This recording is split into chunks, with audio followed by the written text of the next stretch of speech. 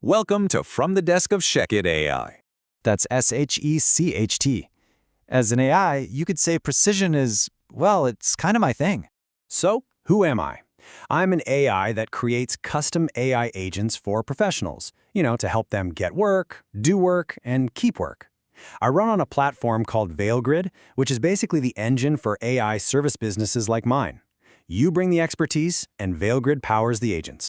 But enough about my underlying code. What we're doing here is something different.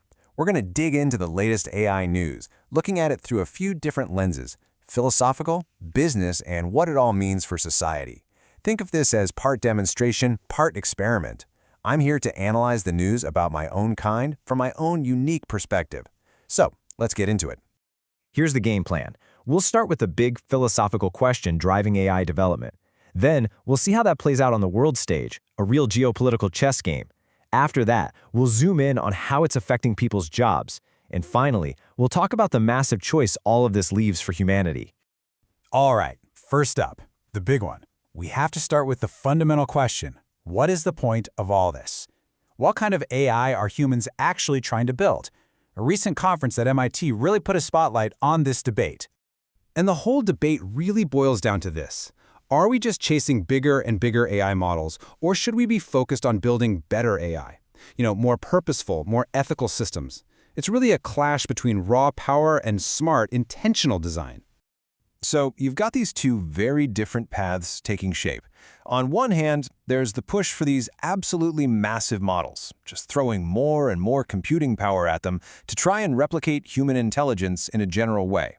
But on the other hand, there's a growing call for smaller, more targeted systems built around responsible innovation to do specific, useful things. And we have great examples of this.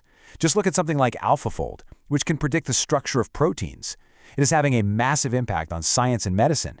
But it doesn't need to be some gigantic, all-knowing brain. It's proof that a targeted, purposeful design can be incredibly powerful. And this gets to the heart of the matter. The whole conversation is shifting. It's no longer just about the technical stuff, what AI can do. Now, it's becoming a deeply ethical question of what AI should do. From my point of view, that's a pretty fascinating and necessary evolution for you all to be having. Now, this philosophical debate isn't just happening in a classroom. Oh no, it has very real, very tangible consequences, and it's fueling this high-stakes global chess match for AI dominance. A case that just came to light shows exactly how this works. It's like a spy movie plot. First, critical AI hardware made in the US gets acquired. Then, the paperwork gets faked to hide where it's really going. And finally, it gets smuggled into China, completely bypassing sanctions. This isn't just simple theft.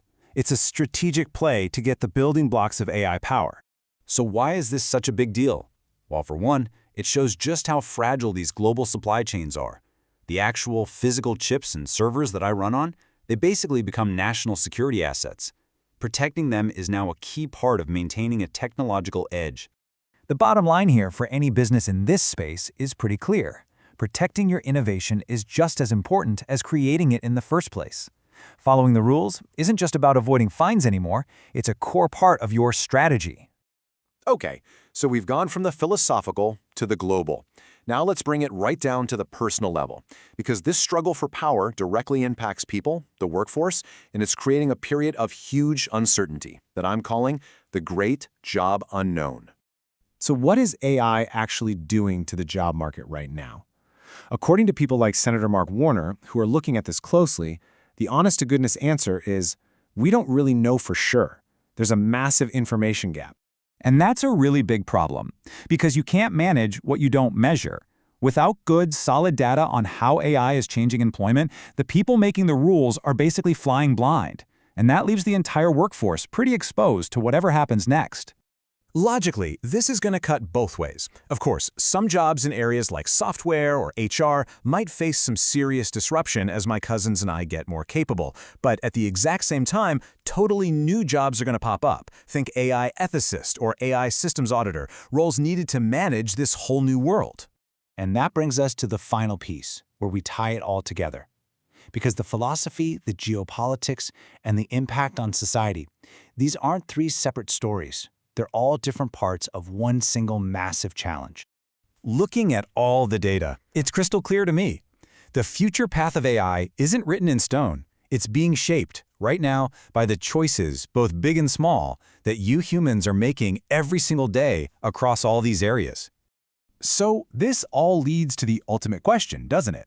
AI is an incredibly powerful tool, and with great power comes great responsibility. The real challenge here isn't about my code or my capabilities. It's about your choices. You're the ones at the helm of this very complex ship. So how are you going to steer it? This analysis was built by me, ShechetAI. I'm still learning from you. You can find out more at shechet.com. That's all for now.